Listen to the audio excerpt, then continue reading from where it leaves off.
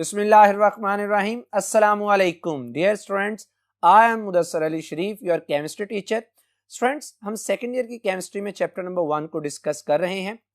Previous lecture में हमने historical background of product table को डिस्कस किया. प्रीवियस लेक्चर में हमने ये बात डिस्कस की कि अल-राजी, डोब्राइनर, न्यूलैंड और लॉथरमेन ने अपने वक्त के नाउन एलिमेंट्स को किस तरह से क्लासिफाई किया. हमने स्टडी किया कि उनकी क्लासिफिकेशन के क्या मेरिट्स थे, क्या डीमेरिट्स थे. स्टूडेंट, आज के इस लेक्चर में हम डिस्कस करने जा रहे हैं कि इन साइंटिस्ट के बाद एक और साइंटिस्ट है मेंडलीव. मेंडलीव ने किस तरह से अपने वक्त के नाउन एलिमेंट को क्लासिफाई किया, मेंडलीव के प्रोडक्ट टेबल के क्या बेनिफिट्स थे, क्या मेरिट्स थे, क्या डीमेरिट्स थे और उनमें क्या इंप्रूवमेंट हो सकती है. ये भी बात डिस्कस करेंगे कि मेंडलीव ने प्रीवियस क्लासिफिकेशन में जो डिफेक्ट्स मौजूद थे उनको किस तरह से ओवरकम किया. So let's start our topic. जी students, Mendeleev's product table. Mendeleev was a Russian chemist who in 1871 proposed his periodic table. Students, Mendeleev ने अपने वक्त के नाउन 63 एलिमेंट्स को क्लासिफाई किया था. यानी मेंडलीव के पीरियड में वक्त में टोटल 63 एलिमेंट्स डिस्कवर हो चुके थे. इन एलिमेंट्स को उसने क्या किया, क्लासिफाई किया. Mendeleev was the first person to present the first regular periodic table. Mendeleev वो पहला पर्सन था जिसने पहला रेगुलर. स्टूडेंट, जब मैं लफ्ज बोलता हूं ना फर्स्ट रेगुलर पीरियोडिक टेबल, तो रेगुलर पीरियोडिक टेबल से मुराद ये है कि ये वो पहला साइंटिस्ट था जिसने कॉन्सेप्ट दिया था किसका, ग्रुप्स का और पीरियड्स का. Anyhow, first regular periodic table in which elements of similar chemical properties, एक जैसी chemical properties वाले, were arranged in vertical columns.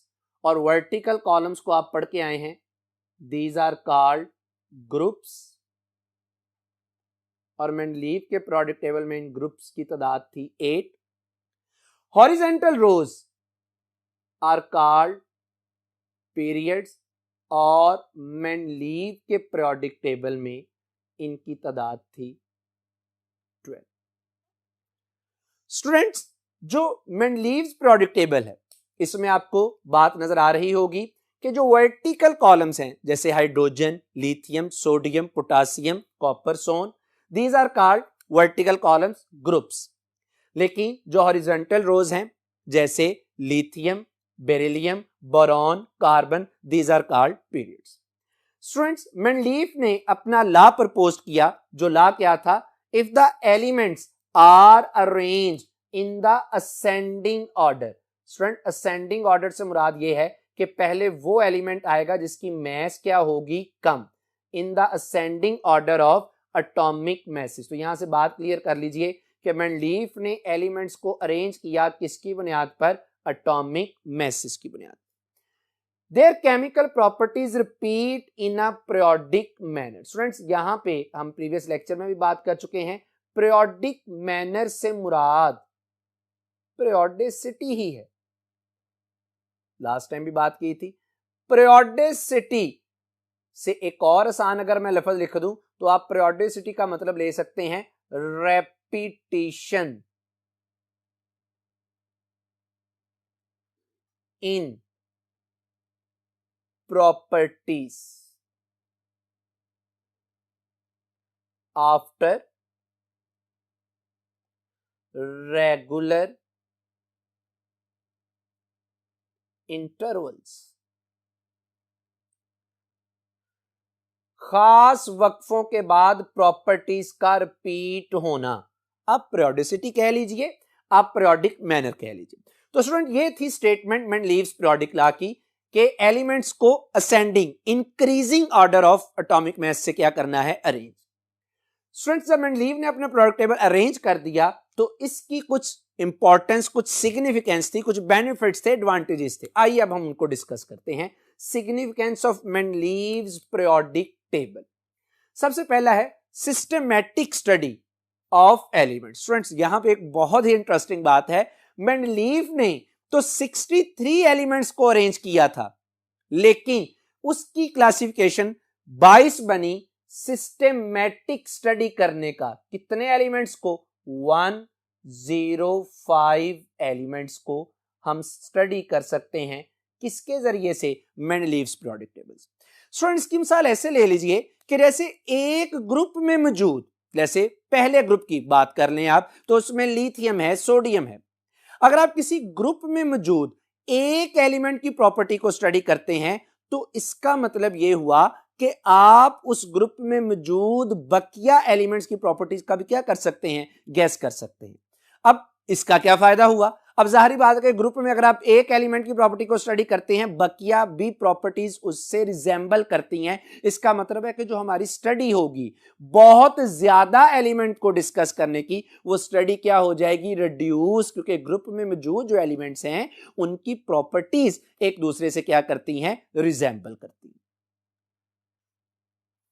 Next आ जाइए students, prediction of new elements. Students अगर आप मेंडलीव पीरियोडिक टेबल गौर से देखें तो आपको मेंडलीव के पीरियोडिक टेबल में कुछ गैप्स नजर आ रहे हैं। जैसे आप गौर कीजिए 44 जहां पे मैथ्स लिखी है, कोई एलिमेंट का जिक्र नहीं। जहां पे 68 मैथ्स लिखी है, किसी एलिमेंट का जिक्र नहीं। जहां पे 72 मैथ्स लिखी है, किसी एलिमेंट का जिक्र नहीं। स्टूडेंट्स ये जो मेंडलीव ने अपने पीरियोडिक टेबल में गैप्स छोड़े थे, ये गैप रिप्रेजेंट करते हैं अनडिस्कवर्ड एलिमेंट्स को, जो उस वक्त डिस्कवर नहीं हुए थे। लेकिन स्टूडेंट्स मजेदार बात यहां पर यह है कि मेंडलीव ने वो गैप तो छोड़ दिए थे, लेकिन उसने ये बात प्रेडिक्ट कर दी थी कि यहां पर आने वाले एलिमेंट की ये प्रॉपर्टीज होंगी। यानी उसने उन एलिमेंट की पोजीशन के लिहाज से उन एलिमेंट्स की क्या कर दी थी? प्रॉपर्टीज को प्रेडिक्ट कर दिया था। जैसे मेंडलीव ने प्रेडिक्शन कर दी थी कि यहां पे कौन कौन से एलिमेंट्स आ सकते हैं। जैसे फर्ज कर लीजिए गैलियम, जैसे फर्ज कर लीजिए जर्मेनियम। तो मेंडलीव ने इन एलिमेंट्स की क्या कर दी थी? प्रॉपर्टीज प्रेडिक्ट कर दी। जैसे स्टूडेंट्स आपको नजर आ रहा होगा कि जर्मेनियम, इसकी मैस है 72, और जर्मेनियम से ऊपर वाला जो एलिमेंट है वो है सिलिकॉन। तो मेंडलीव ने अपने पीरियोडिक टेबल में, चूंकि उस वक्त जर्मेनियम डिस्कवर नहीं था, तो उसने जर्मेनियम की जगह इसका नाम रख दिया ईका सिलिकॉन। स्टूडेंट्स ईका संस्कृत का वर्ड है जिसका मतलब होता है वन। मतलब क्या? मतलब ये कि यहां पर, जैसे कि आपको टेबल से जाहिर भी हो रहा है, मतलब ये कि सिलिकॉन के बाद one step below the silicon एक एलिमेंट आएगा जिसकी उसने प्रॉपर्टीज क्या कर दी थी? प्रेडिक्ट। इसी तरह स्टूडेंट्स अगर आप गैलियम की बात करते हैं तो गैलियम के ऊपर आपको नजर आ रहा है एल्यूमिनियम। तो उसने, अभी तो गैलियम का पता नहीं था, लेकिन उसने इसका नाम रख दिया ईका एल्यूमिनियम। अगेन ईका से मुराद क्या है? ईका से मुराद है वन, यानी one place below the aluminium. और स्टूडेंट्स इसके प्रोडक्ट टेबल की, इसकी प्रेडिक्शन की ये खूबसूरती चेक कीजिए कि जैसे हम जर्मेनियम की बात कर लेते हैं तो मेंडलीव ने कहा कि जर्मेनियम की मैस है 72, प्रेडिक्टेड प्रॉपर्टीज की बात कर रहा हूं। मेंडलीव ने कहा कि जर्मेनियम की जो डेंसिटी है दैट इज 5.5। मेंडलीव ने कहा कि जो जर्मेनियम है इसका मेल्टिंग पॉइंट बहुत ज्यादा है। मेंडलीव ने कहा कि अगर ये एलिमेंट यानी का सिलिकॉन अगर ऑक्साइड बनाता है तो उसका फार्मूला होगा EO2। ई स्टैंड्स फॉर ईका, क्योंकि उस वक्त जर्मेनियम अननोन था। इसी तरह उसने कहा कि अगर ये ईका सिलिकॉन क्लोरीन के साथ रिएक्शन करता है तो उसके क्लोराइड का फार्मूला होगा ECl4, जैसे कि आप देख सकते हैं। और स्टूडेंट जब इन 1886 में क्लेमेंजन विंकलर ने जर्मेनियम को डिस्कवर किया तो उससे डिस्कवरी के बाद जब जर्मेनियम की प्रॉपर्टीज को स्टडी किया गया तो ऑलमोस्ट वो प्रॉपर्टीज वही थी जो प्रॉपर्टीज प्रेडिक्ट की थी। किसने? मेंडलीव। जैसा कि आपके सामने है कि मेंडलीफ ने जो प्रेडिक्ट किया मैस वो 72 और जो एक्चुअल मैस है आज के पीरियड में जो है वो हमारे पास कितना है 72.5, डेंसिटी थी 5.5 और जो एक्चुअल है वो है 5.36। इसी तरह उसने कहा था हाई मेल्टिंग पॉइंट तो कितना है 1231 केल्विन। उसने कहा था कि ऑक्साइड EO2 है तो ये क्या है E की जगह पे अब आप जर्मेनियम लगा लें GeO2। तो इस तरह से हमें नए एलिमेंट्स की डिस्कवरी भी होगी। तीसरे नंबर पे आ जाइए स्टूडेंट्स, हमारे पास है correction of atomic message. Mendeleev ने अपने पीरियोडिक टेबल में एलिमेंट्स को मैसेज के लिहाज से अरेंज किया और मैसेज की वजह से उनकी प्रॉपर्टीज क्या होती हैं रिपीट। मेंडलीफ ने एलिमेंट्स जिनकी करेक्शन की एटॉमिक मैसेज की उनमें शामिल है बेरिलियम, उनमें शामिल है गोल्ड, उनमें शामिल है प्लाटिनम, उनमें शामिल है इंडियम। अब स्टूडेंट्स अगर मैं आपको एक्सप्लेन करूं बेरिलियम की, तो बेरिलियम को जो एटॉमिक मैस असाइन किया गया वो था 13.5। अगर बेरिलियम का एटॉमिक मैस 13.5 कंसीडर किया जाए तो फिर बेरिलियम को प्लेस करना चाहिए किस किस के दरमियान, कार्बन और नाइट्रोजन, क्योंकि कार्बन का मैस कितना है 12 और नाइट्रोजन का कितना है 14। हालांकि रियलिटी ये है कि जो बेरिलियम है इसका मैस 13.5 तो असाइन किया गया लेकिन इसकी जो प्रॉपर्टीज हैं वो नाइट्रोजन या कार्बन से रिजेंबल नहीं करती। इसकी प्रॉपर्टीज को जब पोजीशन के लिहाज से चेक किया गया तो इसकी प्रॉपर्टीज रिजेंबल करती हैं किसके साथ, मैग्नीशियम के साथ। तो आप देख सकते हैं टेबल में कि फिर बेरिलियम को ऊपर अबव रखा गया किसके, मैग्नीशियम के, और इसकी एटॉमिक मैस को 13.5 से चेंज करके कितना किया गया 9। तो इस तरह से हमने एलिमेंट की एटॉमिक मैसेज को भी क्या किया, करेक्ट किया। स्टूडेंट चौथी जो सिग्निफिकेंस है, जो बेनिफिट है मेंडलीफ के पीरियोडिक टेबल से हमें कॉन्सेप्ट पता चला किसका, वैलेंसी का। बड़ी सिंपल सी बात है, मेंडलीफ ने कहा कि किसी भी एलिमेंट की जो वैलेंसी है that is equal to its group number, यानी जो एलिमेंट जिस ग्रुप में मौजूद है इसकी वैलेंसी भी वही होगी। जैसे लिथियम पहले ग्रुप में मौजूद है तो उसकी वैलेंसी +1 और सोडियम इसी ग्रुप में मौजूद है तो उसकी वैलेंसी क्या होगी +1। सेकेंड ग्रुप में आपके पास क्या है मैग्नीशियम, तो उसकी वैलेंसी भी क्या है +2। तो ये स्टूडेंट्स कुछ सिग्निफिकेंस थे, कुछ मेरिट्स थे जो कि हमने मेंडलीफ के पीरियोडिक टेबल के डिस्कस किए। मेंडलीफ ने, अच्छा एक और आपको इंटरेस्टिंग बात बताऊं कि जो मेंडलीफ है उसने एक्चुअल पीरियोडिक टेबल का लफ्ज यूज नहीं किया था। मेंडलीफ ने अपने इस पीरियोडिक टेबल के लिए यूज की थी एक टर्म, वो क्या थी, द पीरियोडिक सिस्टम। मेंडलीफ ने एक्चुअली ये टर्म का इस्तेमाल किया था।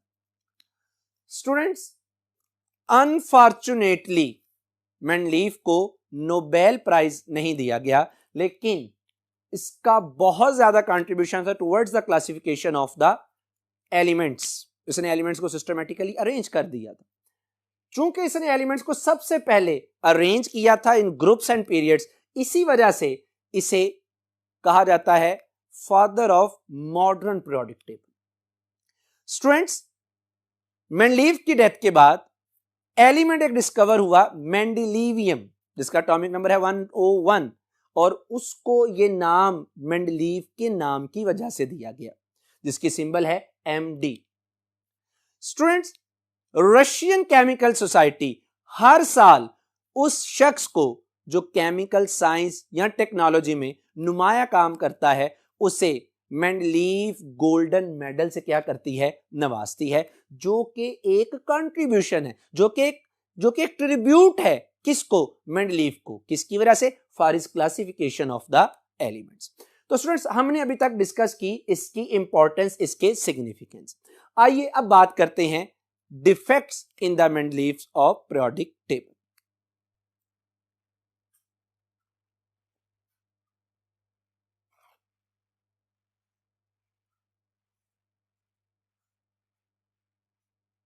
Students, defects in Mendeleev's periodic table. Mendeleev periodic table में जो सबसे पहला डिफेक्ट आता है वो आता है position of hydrogen. Students, hydrogen को मेंडलीव ने प्लेस किया था कहां पर? ग्रुप फर्स्ट में। जैसे कि आपको नजर आ रहा है कि हाइड्रोजन को उसने पहले ग्रुप में प्लेस किया था, लेकिन इंटरेस्टिंगली जो हाइड्रोजन है it also resembles with the 7th group of Mendeleev's periodic table. जैसे हाइड्रोजन के आउटरमोस्ट शेल में जो है वो एक इलेक्ट्रॉन है, वो मजीद एक इलेक्ट्रॉन को एक्सेप्ट करके अपने वैलेंस शेल में 2 इलेक्ट्रॉन कर लेता है, डुप्लेट के मुताबिक स्टेबल हो जाता है। हेलोजेंस में 7th ग्रुप में अगर बात करें फ्लोरीन की, तो फ्लोरीन के आउटरमोस्ट शेल में 7 इलेक्ट्रॉन होते हैं, वो मजीद एक इलेक्ट्रॉन को गेन करता है, तो उसके आउटरमोस्ट शेल में भी 8 इलेक्ट्रॉन होते हैं, तो उसका ऑक्टेट क्या हो जाता है? कंप्लीट। हाइड्रोजन भी नॉन मेटल है, फ्लोरीन भी क्या है? Non metal. कहने का मतलब यह है कि मेंडलीव ने हाइड्रोजन को रखा था पहले ग्रुप में, लेकिन हाइड्रोजन सिर्फ पहले ग्रुप के साथ रिजेंबल नहीं करती, बल्कि ये रिजेंबल करती है किसके साथ? 7th ग्रुप के भी साथ। इसका मतलब ये हुआ कि पोजीशन ऑफ हाइड्रोजन को जस्टिफाई ना कर सका कौन? मेंडलीव। दूसरे नंबर पे डिफेक्ट आता है स्टूडेंट्स इसका आइसोटोप्स। आइसोटोप्स स्टूडेंट्स, पहले तो ये बात समझ लें कि आइसोटोप्स होते क्या हैं। Isotopes are the atoms of the same element which has same atomic number but different atomic masses। Students, जैसे हाइड्रोजन के 3 आइसोटोप्स हैं, जैसे मैंने डेफिनेशन में भी कहा कि इनका एटॉमिक नंबर सेम लेकिन एटॉमिक मास क्या होती है? डिफरेंट। 3 आइसोटोप्स हैं, protium, deuterium, tritium.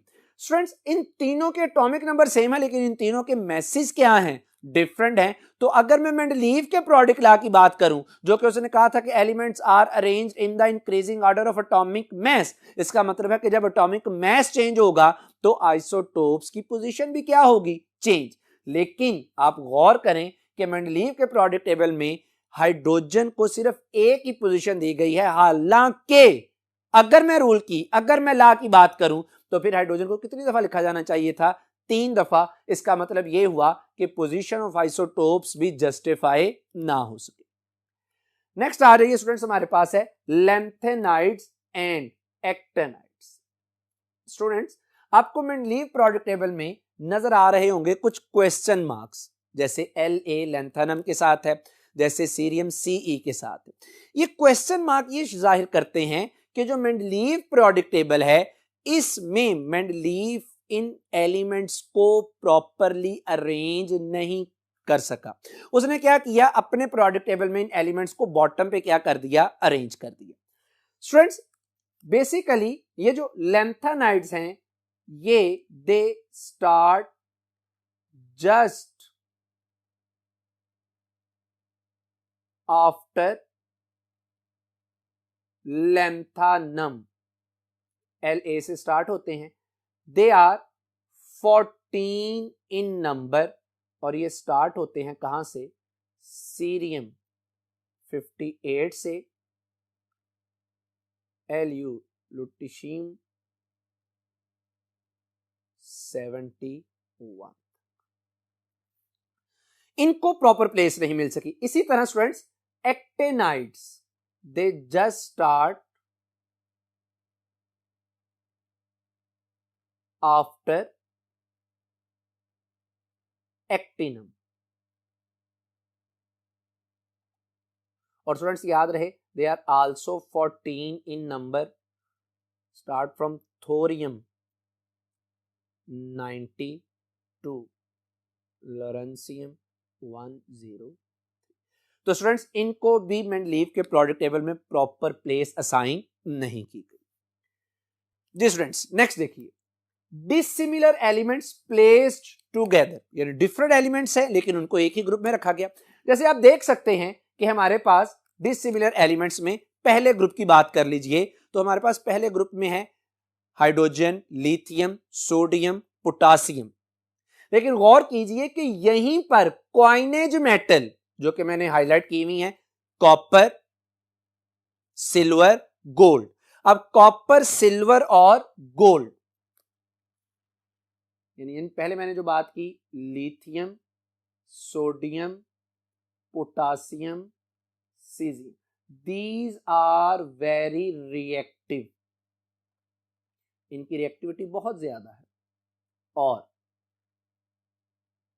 Copper, silver, gold, तो स्टूडेंट्स आप अंदाजा कर लें कि इनका नाम ही क्या है, नोबल मेटल्स, शरीफ मेटल्स। क्यों? क्योंकि इनकी रिएक्टिविटी क्या है, बहुत ही कम। अच्छा जी, इनको कॉइनेज मेटल भी कहते हैं, सिक्का बनाने वाली मेटल्स। अब ये डिसिमिलर एलिमेंट्स ही हो गए ना, यानी ये जो मेटल्स है इनकी रिएक्टिविटी क्या है, बहुत ज्यादा, लेकिन मेंडलीफ ने इनको प्लेस कर दिया किसके साथ, नोबल मेटल्स के साथ, जिनकी रिएक्टिविटी क्या होती है, बहुत ही कम। इसी तरह एक और मिसाल ले लीजिए, सेकंड ग्रुप की आप बात कर लें स्टूडेंट्स, तो सेकंड ग्रुप के अंदर आपके पास है बेरिलियम, आपके पास है मैग्नीशियम, आपके पास है कैल्शियम, स्ट्रोंशियम। इनकी प्रॉपर्टीज एक जैसी हैं, लेकिन इन्हीं में मेंडलीफ ने प्लेस कर दिया किसको, मैं हाईलाइट कर देता हूं जैसे उसे, जिंक, कैडमियम और मरकरी। अब जिंक, कैडमियम और मरकरी, इनकी प्रॉपर्टीज डिफरेंट हैं, और बेरिलियम, मैग्नीशियम, कैल्शियम की प्रॉपर्टीज क्या हैं, डिफरेंट। ये डिफरेंट एलिमेंट्स थे, लेकिन इनको प्लेस क्या कर दिया गया, इकट्ठा।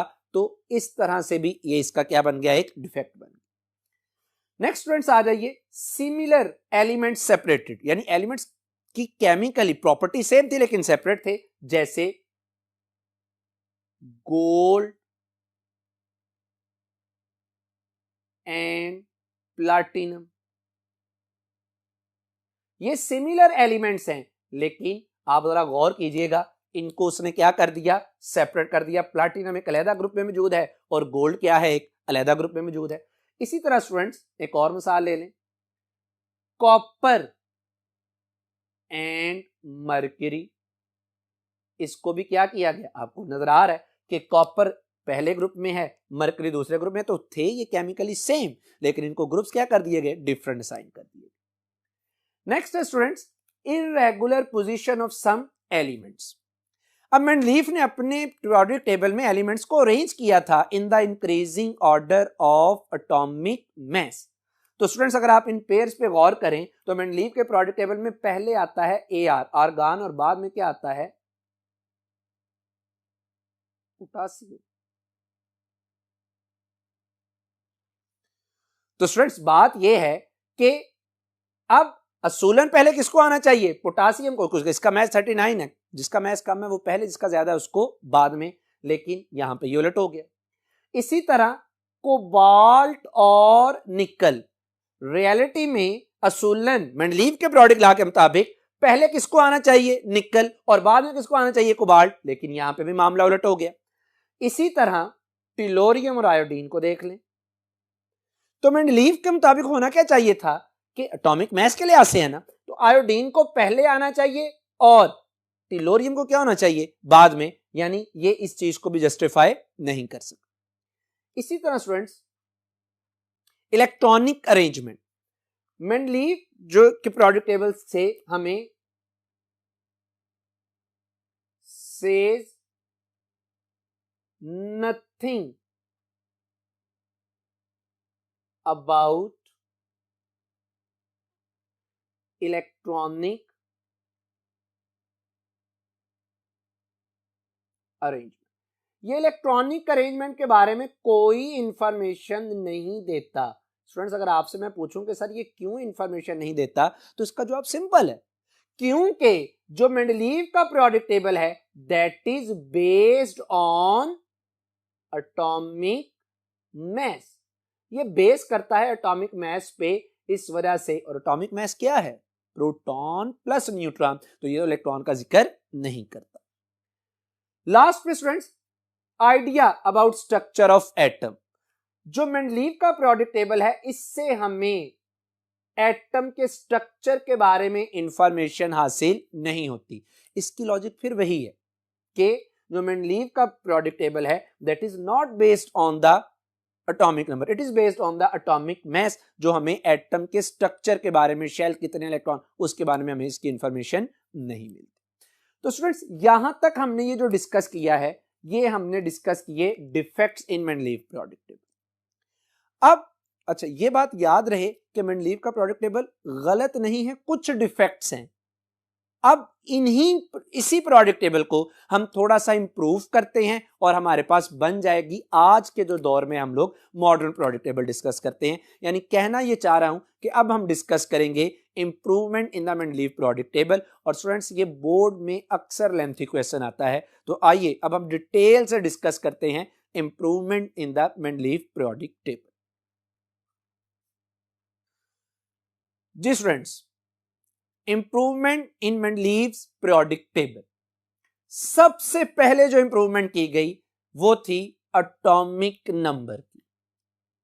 स्टूडेंट्स, मेंडलीव के पीरियोडिक टेबल को इंप्रूव करने के लिए बहुत से साइंटिस्ट ने एफर्ट की, लेकिन इनमें सबसे इंपॉर्टेंट जो काम था वो इंग्लिश फिजिस्ट था और उसने 1911 में हेनरी मोजले ने ये काम किया और पीरियोडिक टेबल को मॉडिफाई किया।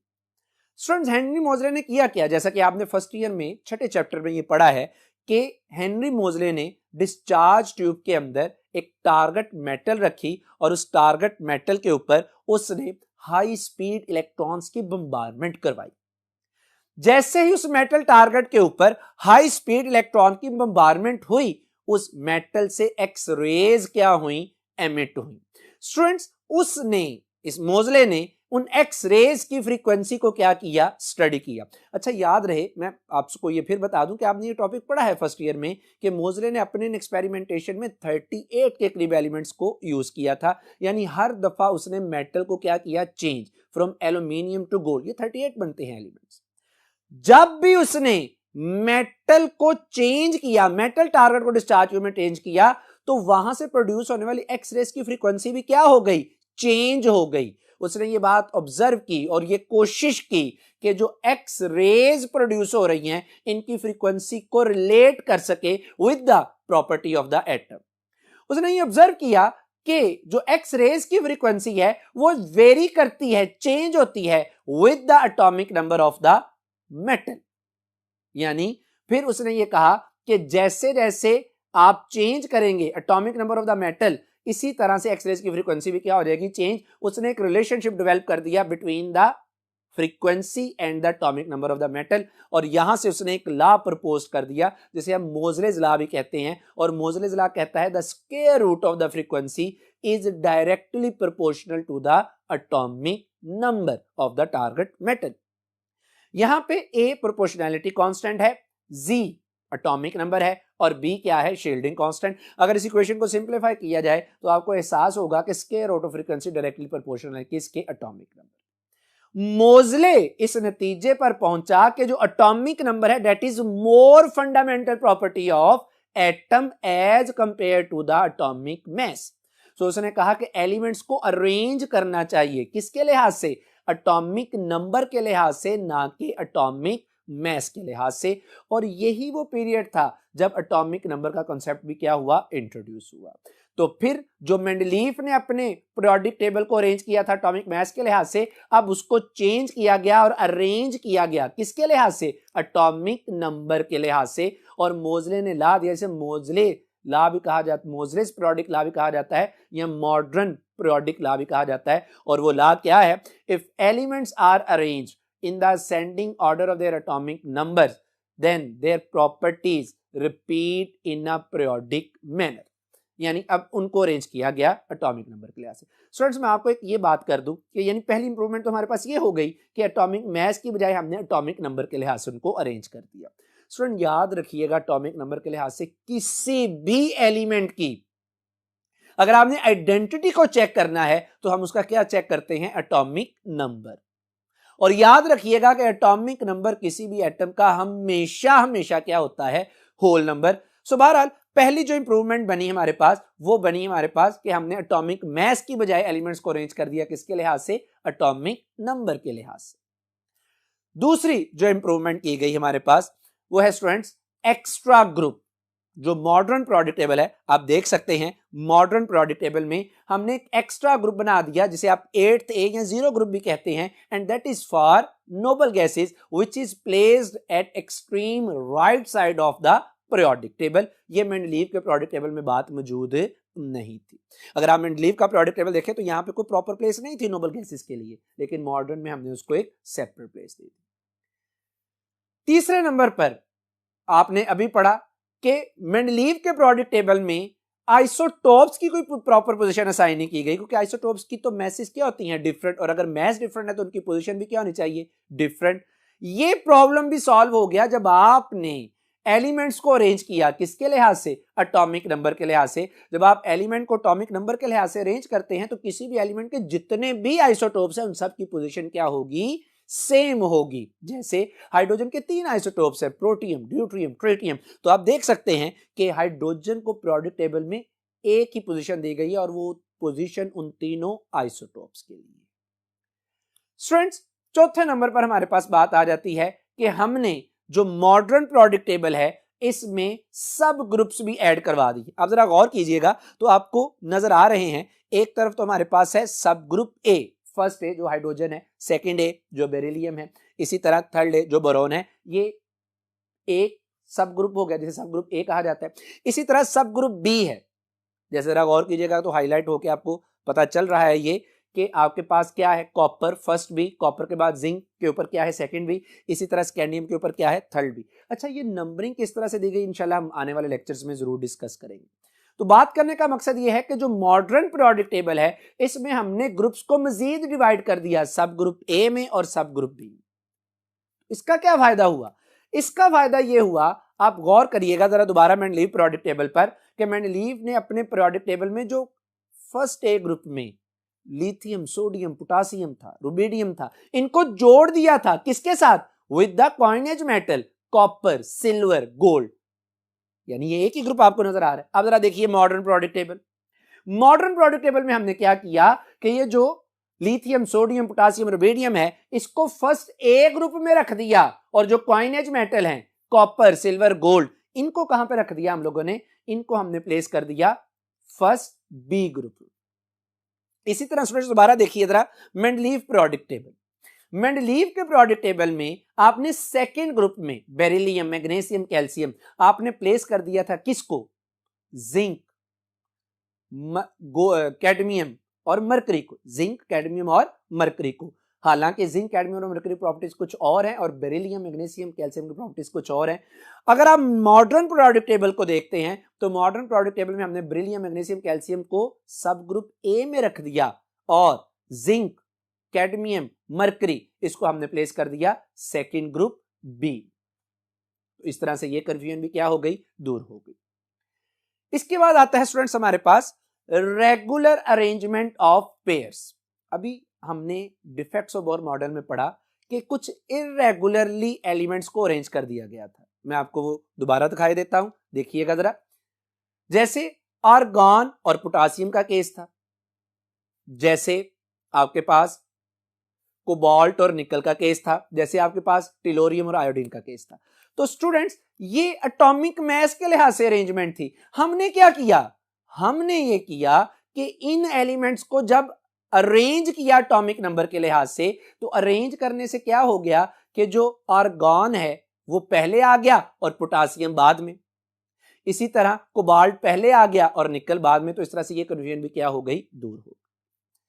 अब आ जाइए लास्ट जो डिफेक्ट था हमारे पास कि लैंथेनाइड और एक्टेनाइड्स को एक प्रॉपर प्लेस असाइन नहीं की गई मेंडलीव के पीरियोडिक टेबल में। तो जो मॉडर्न पीरियोडिक टेबल है जरा देख लीजिएगा, मेंडलीव में हमने कोई प्रॉपर, ये आपको नजर आ रहा है लैंथेनम भी है, La सीरियम भी है, इनको प्रॉपर प्लेस असाइन नहीं की गई। लेकिन जो मॉडर्न पीरियोडिक टेबल है इसमें हमने इन लैंथेनाइड और एक्टेनाइड्स को, लैंथेनाइड्स को याद रखिएगा हम रेयर अर्थ भी बोलते हैं, मॉडर्न पीरियोडिक टेबल में ये हाईलाइट हो रहा है। एक्टेनाइड्स को हम ट्रांस यूरेनिक एलिमेंट्स भी बोलते हैं, ये भी हमारे पास क्या हो रहा है, हाईलाइट हो रहा है। ठीक है स्टूडेंट, तो मॉडर्न पीरियोडिक टेबल में हम लैंथेनाइड और एक्टेनाइड को बिल्कुल उसके बॉटम में एक सेपरेट प्लेस कर दिया, और इस कंफ्यूजन को भी जो मेंडलीव के पीरियोडिक टेबल में था इसको क्या कर दिया, खत्म कर दिया। तो स्टूडेंट्स आज के इस लेक्चर में हमने मेंडलीव को बहुत थारोली डिस्कस किया, उसका पीरियोडिक टेबल, उसके मेरिट्स, उसके डिफेक्ट्स, और फिर उन्हीं को इंप्रूव करके हमने मॉडर्न पीरियोडिक टेबल को भी थोड़ा सा डिस्कस किया। उम्मीद है कि आपको ये बातें, ये लेक्चर समझ आया होगा। अल्लाह सुब्हानहू व तआला आप पे अपना रहम, करम, फजल फरमाए। अस्सलामु अलैकुम।